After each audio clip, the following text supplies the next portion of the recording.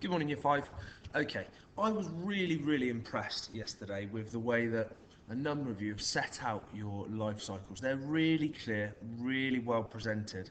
Some of you have cut out pictures and stuck and created them that way. Some of you have drawn images. Some of you have done it all with text.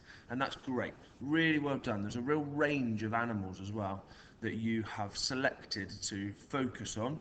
We've got everything from flamingos to giraffes. So a really good start in understanding those life cycles. Now today we're going to work a little bit more. We're going to begin to compare the life cycles of a bird and a mammal. So yesterday you created two life cycles, one of a bird, okay, we looked at a chicken together, and one of a mammal, we looked at a dog together.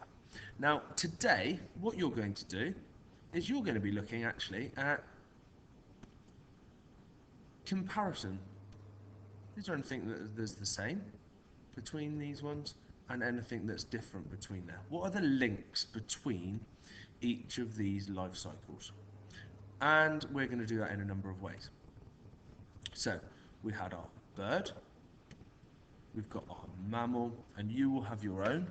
Okay, if you haven't done yours, then have a quick think today. Have a look at a bird's life cycle, have a look at a mammal's life cycle, get those down. What I'd like you to do is then create a table, similarities and differences. And I'd like you to pull out some of the similarities and differences between the mammals that you have focused on. So some of them might be the same as this. Some of them, okay, are going to be different. If you've not looked at a dog or a chicken, then this one here is not going to be relevant for you, and you're going to have to change that, aren't you, so that it fits with yours. So there should be a long list of things that are similar and things that are different. Okay, I've pulled out two for each on here, so you can have a look at those. On the differences, okay, I've started to talk about the gestation period and the incubation period being a difference. What I might do is then add some further detail. So another one might be that the gestation period of the dog lasts for 58 to 65 days, but the incubation period for the chicken only lasts 20 to 21 days. So there's another difference, okay? So although we've got the embryo, okay, they both start with an embryo, we know that that happens in a different place, and we know that happens at different times we could add in there. Okay, so you're going to create a table of all your similarities and differences between whatever it might be. So if you did a flamingo and a elephant, okay, you would do the differences between the flamingo and the elephant and record them in here. What I'd then like you to do is to take it a step further, and I want you to have a look at how we could use that information in the table to write some comparisons. So we're going to use conjunctions to help us do that. Okay, conjunctions are a great way of linking together our ideas, linking together our clauses within a sentence to compare the similarities and differences. And there's some key conjunctions that I'd like you to have a look at to help you do that. So if you're highlighting the differences, okay, then some of these words down here, okay, and phrases are going to help you. So in contrast, yet, differs from, but, alternatively, on the other hand, although, whereas, while, however. Okay, so there are some sentences here as well to show you them in action. So some people love back to basic camping holidays. In contrast, some people prefer to stay in luxurious hotels.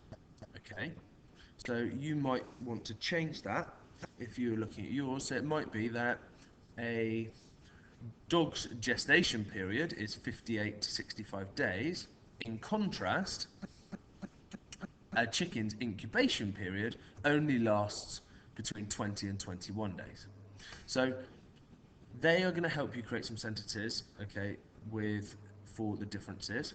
And then there are some of these which can help you with similarities. There are more, okay, so if you want to use your own, that's absolutely fine. These are just to help you, okay? So also, similarly, both, equally, likewise, as well as, to, in the same way, okay, they're going to help you create some sentences around that.